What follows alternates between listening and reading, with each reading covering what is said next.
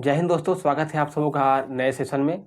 और जिस तरह से आप जान रहे हैं कि हम लोग पॉलिटी के प्रीवियस ईयर क्वेश्चन के साथ डील कर रहे हैं, तो आइए उसी के क्रम में आज हम थोड़े से आगे बढ़ते हैं और आज सेकेंड पेपर को आज हम डील करते हैं जो जीएस से संबंधित है। ठीक है, तो आइए अपने सेशन को स्टार्ट करते हैं आज के पहले प्रश्न के साथ। ठीक है, तो पहला जो क्वेश्चन है आज का वो है आपका,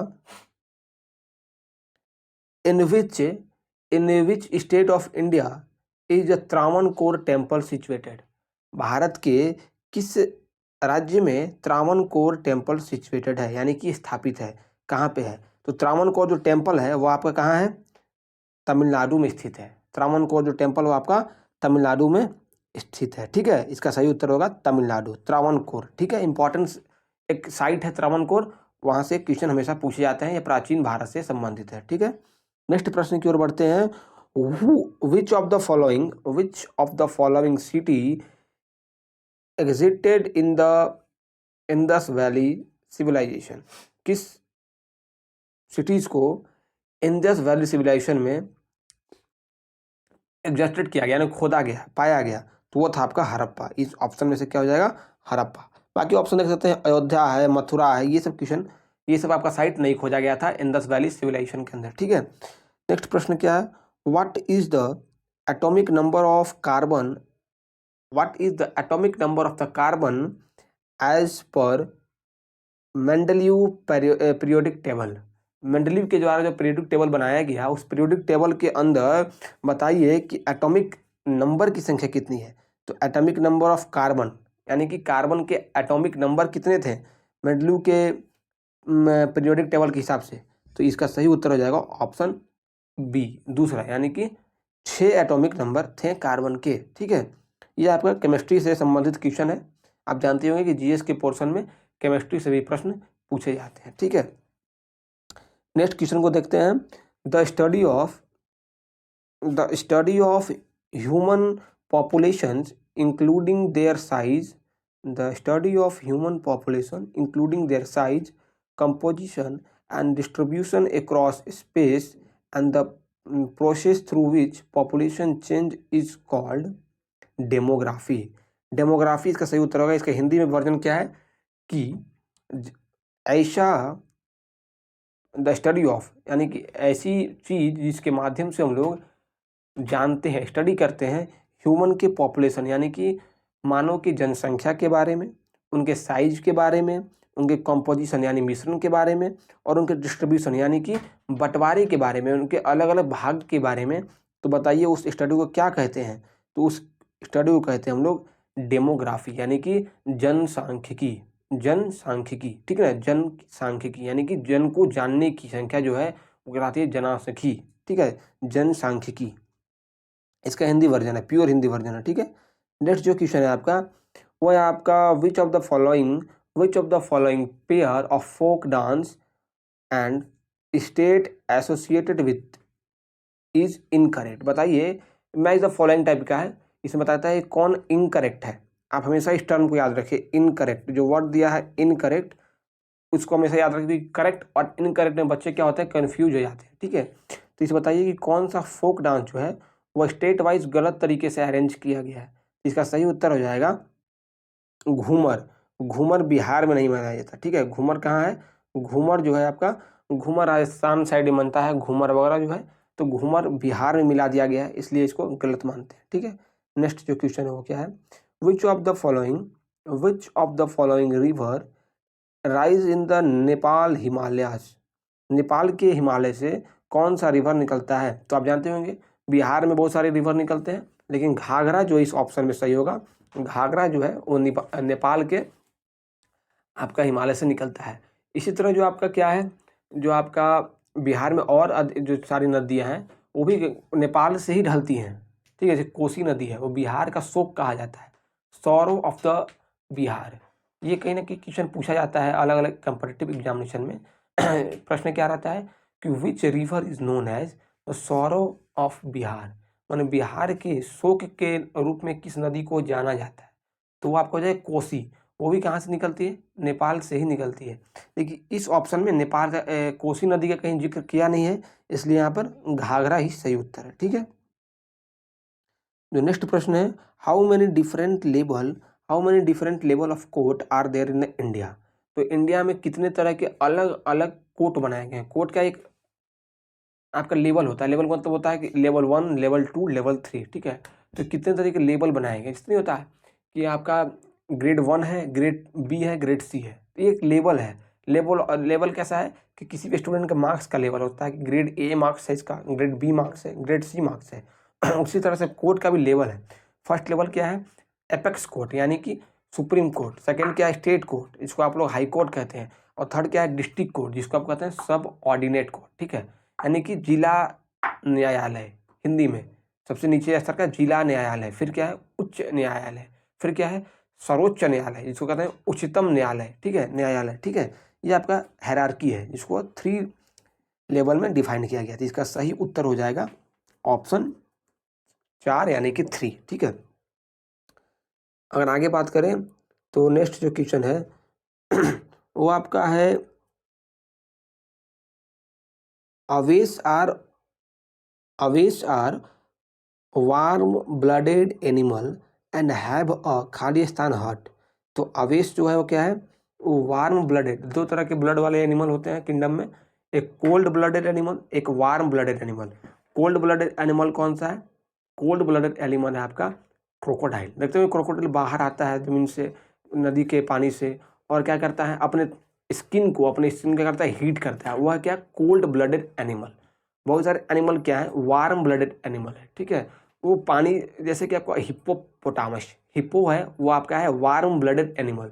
वो गर्मी से बचने के लिए क्या होता है, ठंडे पानी में आता है, इसलिए वो क्या है, वार्म ब्लडेड एनिमल है। तो बताइए कि इसमें से एवेस जो है, अवेस, वो क्या है, वार्म ब्लडेड एनिमल है। वह कितना चैम्बर का हार्ट होता है उसके अंदर।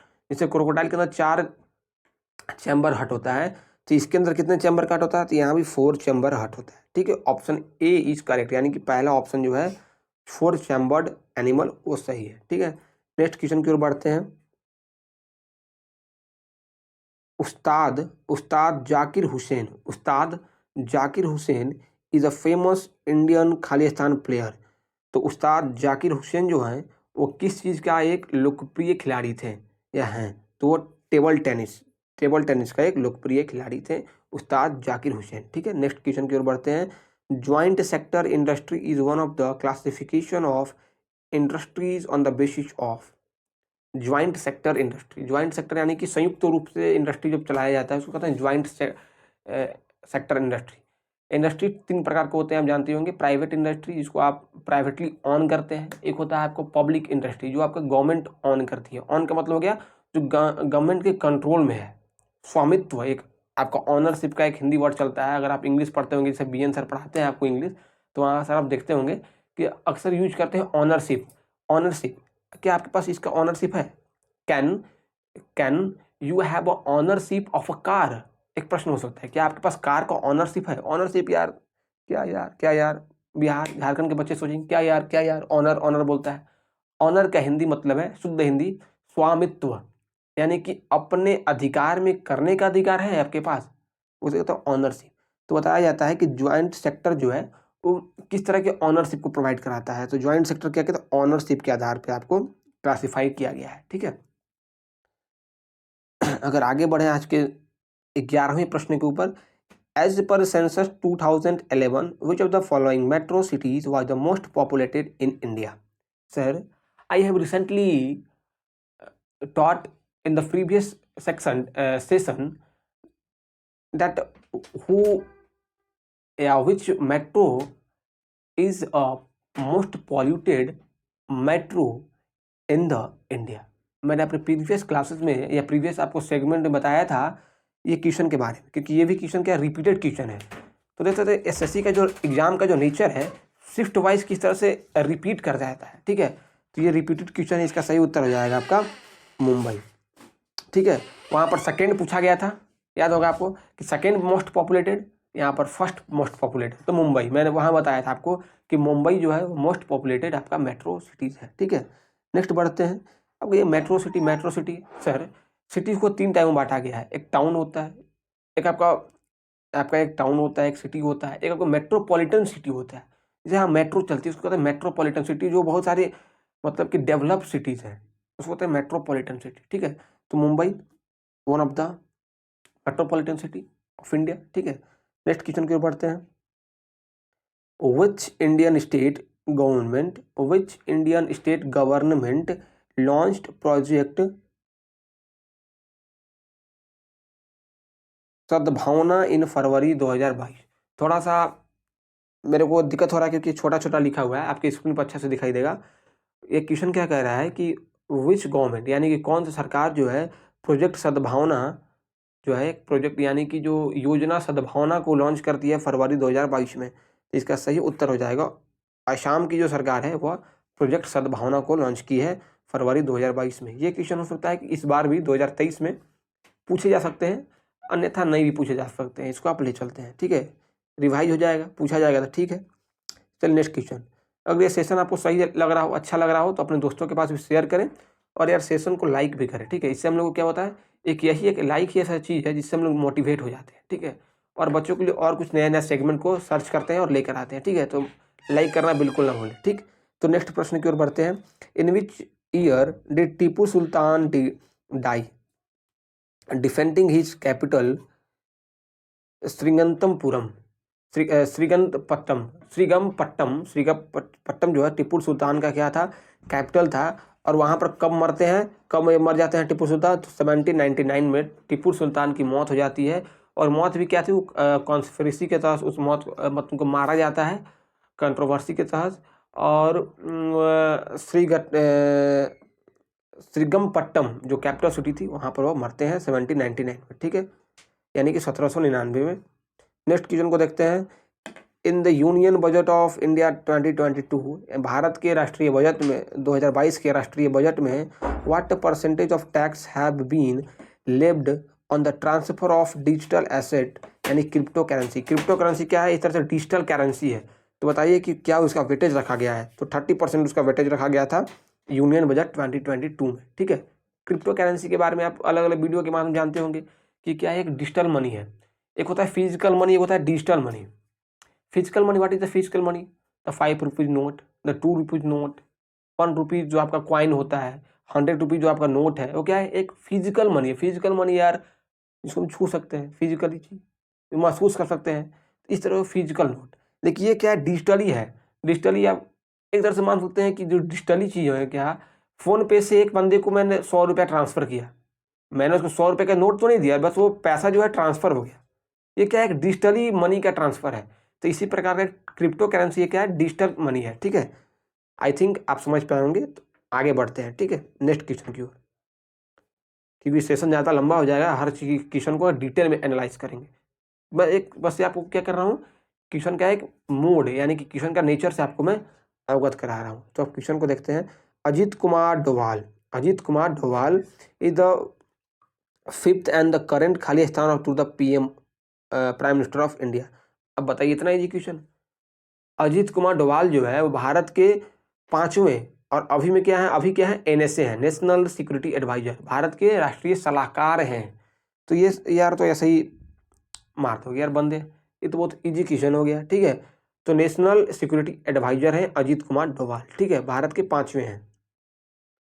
विच of the following team won the ICC world cup 2021 and 2022? 2021-22 का जो वर्ल्ड कप है, महिला वर्ल्ड कप, किसने जीता?